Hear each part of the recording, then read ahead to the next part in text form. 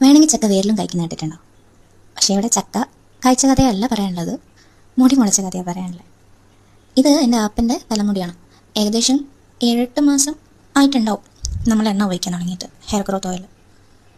പറഞ്ഞു തരുന്നത് 80 മുടി മുളപ്പിക്കണമെന്ന് വെച്ചാൽ പറ്റും എന്ന് വെച്ചിട്ട് എല്ലാവരുടെ തലയിലും മുടി മുളയ്ക്കണമെന്നില്ല. കാരണം അങ്ങനെയുള്ള റിസൾട്ട് കിട്ടിയ കഥകളും ഉണ്ട്.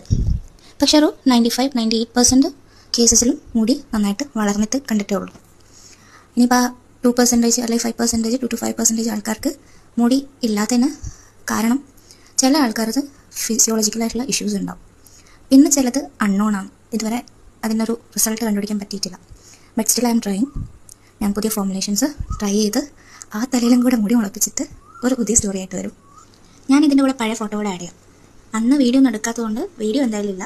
ബട്ട് യു കമ്പയർ, അത് ഫോട്ടോയും ഇപ്പോഴുള്ള വീഡിയോയും വെച്ച് നിങ്ങൾ കമ്പയർ ചെയ്യുക. അന്ന് എനിക്ക് ഇത്രയും ക്ലാരിറ്റിയുള്ള ഫോൺ ഉണ്ടായിരുന്നില്ല. സോ ആ ഫോട്ടോ മാത്രമേ ഉള്ളൂ.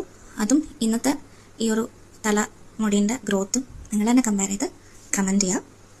സോ ഒരു ഈ ഏജിൽ നമുക്ക് ഇത്രയെങ്കിലും ഗ്രോത്ത് ഉണ്ടാക്കിയെടുക്കാൻ പറ്റുന്നുണ്ടെന്നുണ്ടെങ്കിൽ ഒബ്വിയസ്ലി യങ് ഏജിൽ അത്യാവശ്യം നല്ല ഗ്രോത്ത് ഈ ഓയിൽ കൊണ്ട് ഉണ്ടാകും എന്നാണ് റിസൾട്ടുകൾ തെളിയിക്കുന്നത്.